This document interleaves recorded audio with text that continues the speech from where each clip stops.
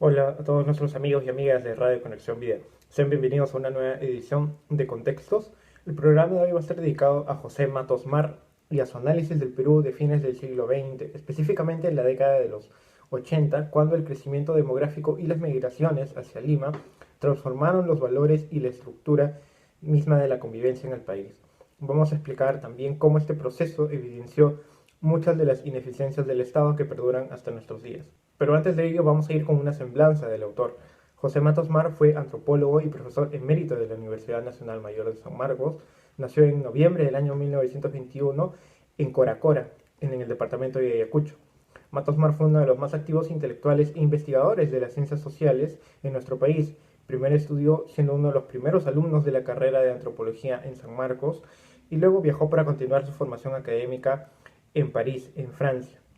La gran influencia que dejaron sus maestros como el arqueólogo Julio César Tello, Raúl Porras Barrenechea, Jorge Basadre y Luis Eduardo Valcárcel se evidenció en sus posteriores trabajos donde relató los cambios que vivía la sociedad peruana y limeña en toda su complejidad.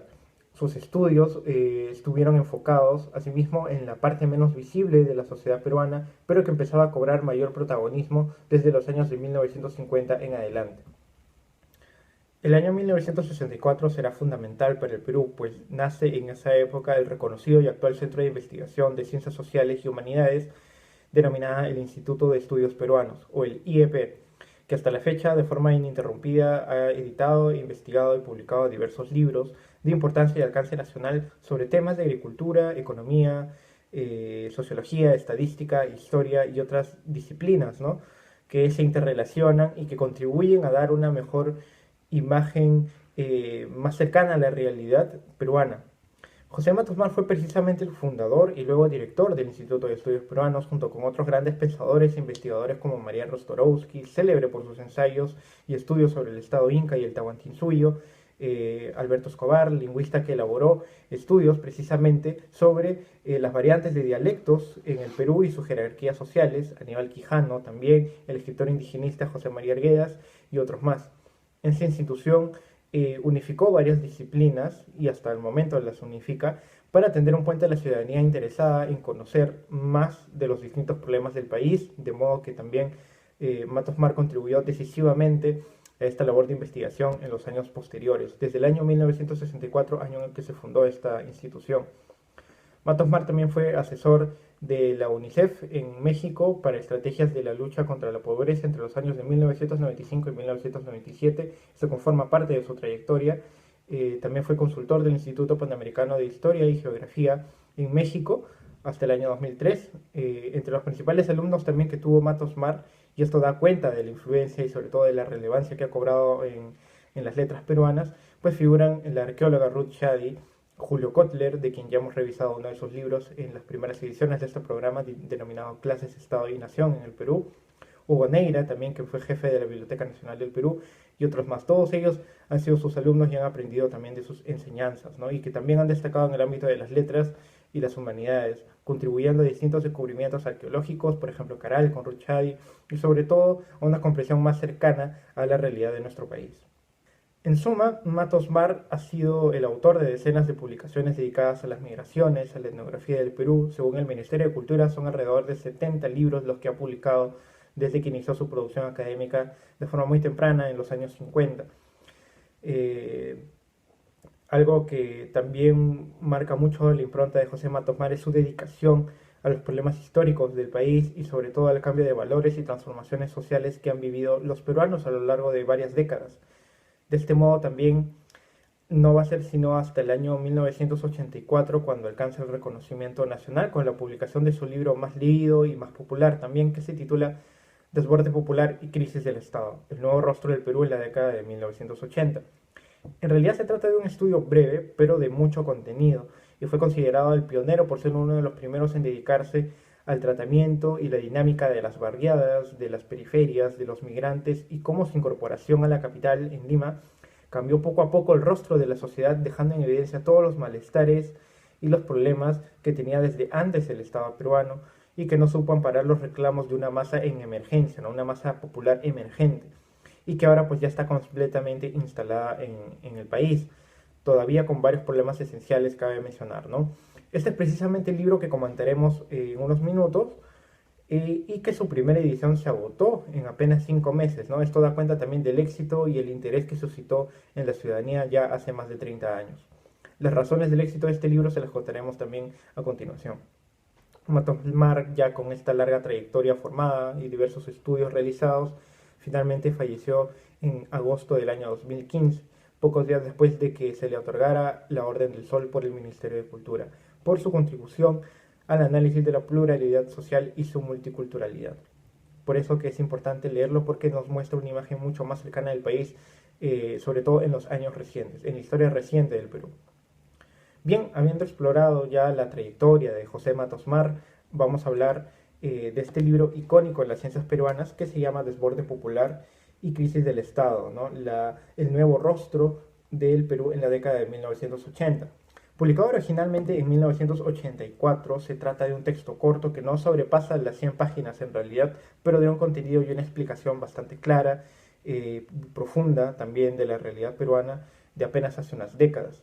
La investigación y la síntesis que hizo Matos Mar se centra principalmente en la transformación cultural que ha vivido el Perú y Lima, en específico a raíz de las migraciones que se originaron en la década de 1940 y 1950 en adelante, cuando la excesiva concentración de tierras, la explotación laboral y sobre todo las crisis económicas y una persistente necesidad de cambio obligó a miles de ciudadanos del interior del país a migrar hacia Lima, a migrar hacia la capital. A esto denomina el autor como nuevo rostro, ¿no? En el que la República Criolla, es decir, el statu quo, el régimen establecido, la clase dominante, no podrá hacer mucho para detener este avance arrollador en el que se organizarán casi en paralelo una forma de vida que actualmente se conoce como informal, ante la inactividad o la ineficiencia del Estado. Nos explica de una forma muy objetiva también y a la vez interpretativa del autor el origen de la informalidad y sobre todo las causas y las responsabilidades que también tuvo el Estado con respecto a ello, ¿no? Es un libro más que recomendable para quienes deseen saber mucho más de esta etapa en la historia del Perú reciente, que explica de una forma muy clara muchas cosas sobre nuestra sociedad actual, donde una vez más se deja en claro que la falta de unidad o de un proyecto nacional siempre actúa en desmedro de las poblaciones vulnerables o de las clases emergentes, ¿no? de aquellos que tienen que sobrevivir el día a día para poder pues, continuar sus vidas en el país. Sin más preámbulos, vamos a mencionar las citas de este programa y sobre este importante libro. Con el crecimiento del Estado en el manejo de la economía se expandió también un sector privado que vive a expensas de las obras y gastos públicos, atento a las licitaciones sobre comercio, construcción de viviendas, carreteras y otros. La institución de las licitaciones, creada originalmente para impedir favoritismos, se ha convertido en el pretexto para sobornar, corromper y transgredir el orden. El deseo de lucrar a costa del Estado es tan fuerte que la competencia empresarial lleva a producir argollas y grupos de control que convierten el peculado y el soborno en formas corrientes de gestión.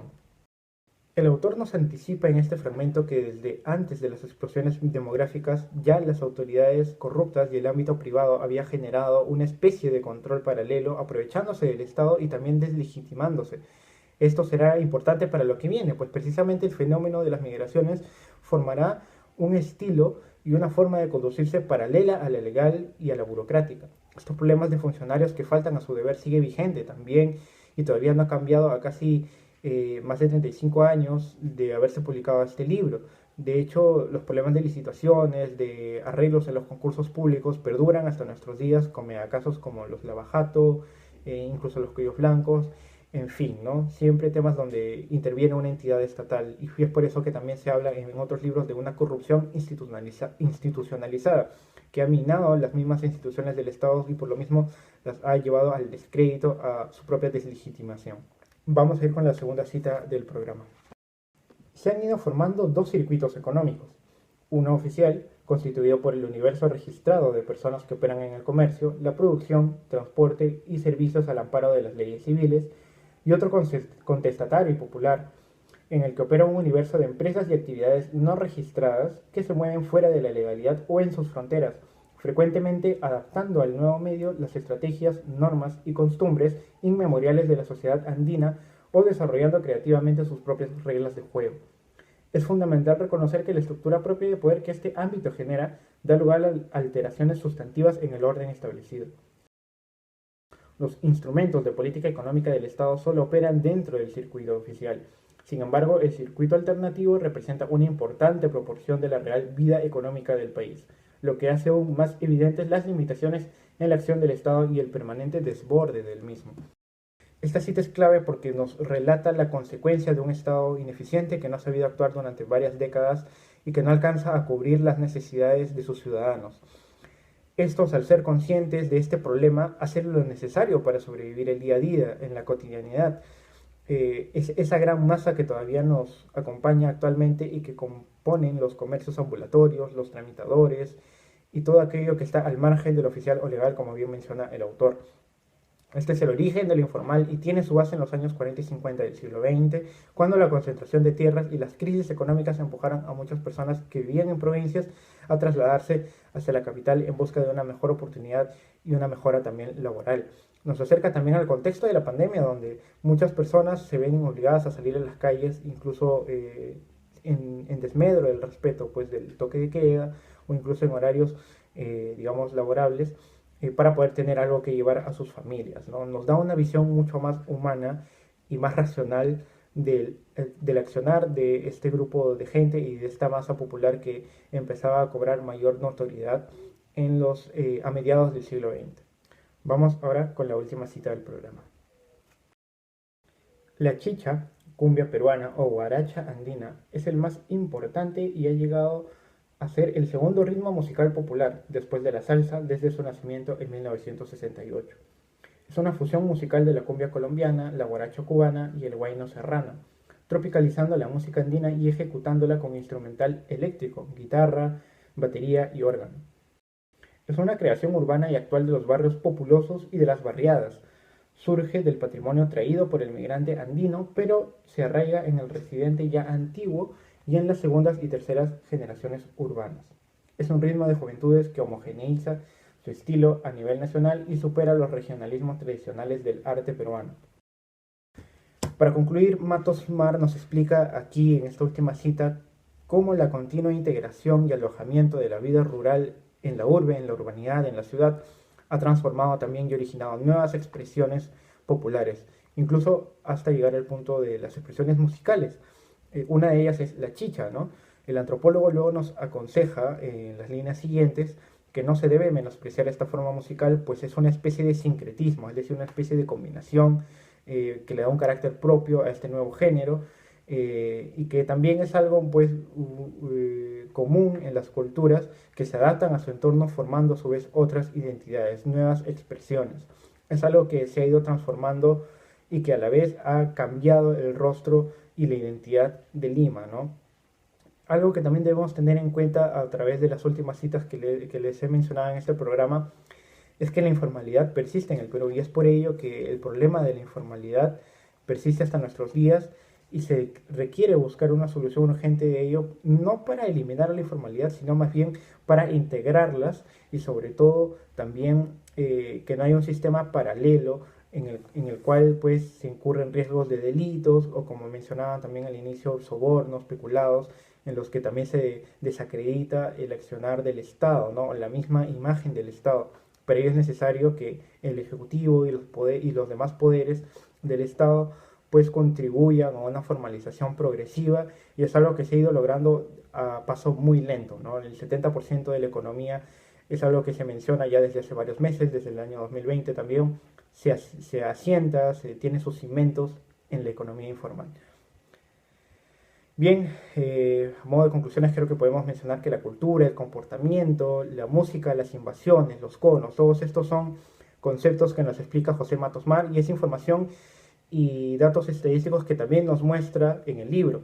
Actualmente el mismo Instituto de Estudios Peruanos ha publicado hace varios años en su página web una versión virtual en PDF, que ustedes la pueden revisar en su propia página web, del libro, ¿no? Desborde Popular y Crisis del Estado, que es de acceso libre y abierto, donde pueden consultar además otros trabajos de esa gran serie denominada Perú Problema que editó el Instituto de Estudios Peruanos pocos años después de que se fundara en 1964. Podemos mencionar también que este estudio, el interés por esta clase de investigaciones y libros realmente nos ayuda a comprender la dinámica, cómo se vive en nuestras sociedades y sobre todo a librarnos de varios estereotipos y prejuicios para formarnos una mejor conciencia y una mejor ciudadanía. Espero que el programa de hoy haya sido de su agrado. Nos reencontramos ya en la siguiente edición de Contextos. No olviden seguirnos en nuestras redes sociales de Radio Conexión Vida y en la página web www.radioconexionvida.pe. Conmigo será hasta la próxima edición.